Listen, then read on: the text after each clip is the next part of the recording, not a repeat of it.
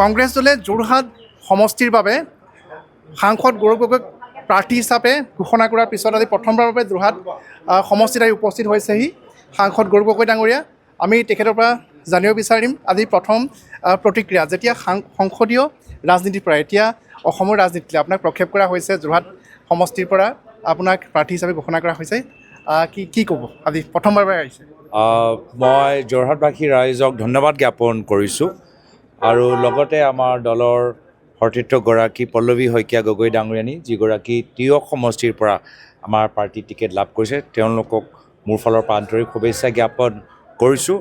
আৰু আমি ভাবিছোঁ যে বেছিদিন নাই, অহা মাহৰ 10 তাৰিখ বা 11 তাৰিখত নিৰ্বাচন হোৱাৰ সম্ভাৱনা আছে। তো এই অহা 30 দিন প্ৰতিটো দিন আমাৰ বাবে গুৰুত্বপূৰ্ণ।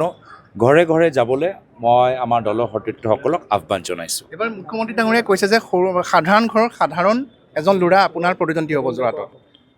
আমাৰ দলৰ প্ৰাৰ্থীৰ তালিকা চাই ৰাইজে যিদৰে স্বাগতম জনাইছে, আশীৰ্বাদ প্ৰদান কৰিছে, সন্তুষ্টি প্ৰকাশ কৰিছে, সেই প্ৰতিক্ৰিয়া আমাৰ বাবে বেছি গুৰুত্বপূৰ্ণ।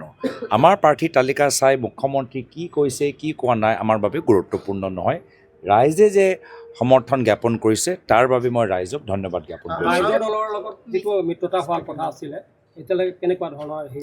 যোৱাকালি গুৱাহাটীৰ ভিতৰত এখন সংবাদমেলত আমি ক'লোঁ যে কিছুমান দলৰ লগত আমাৰ কথাবোৰ সম্পন্ন হ'ল।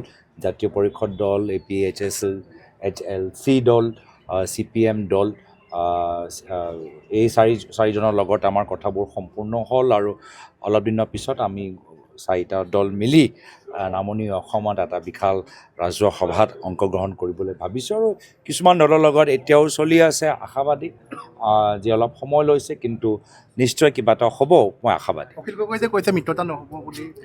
মই আশাবাদী, তেওঁ কথাবোৰ শুনিছোঁ সংবাদ জগত যোগেদি, কিন্তু মই এতিয়াও আশাবাদী।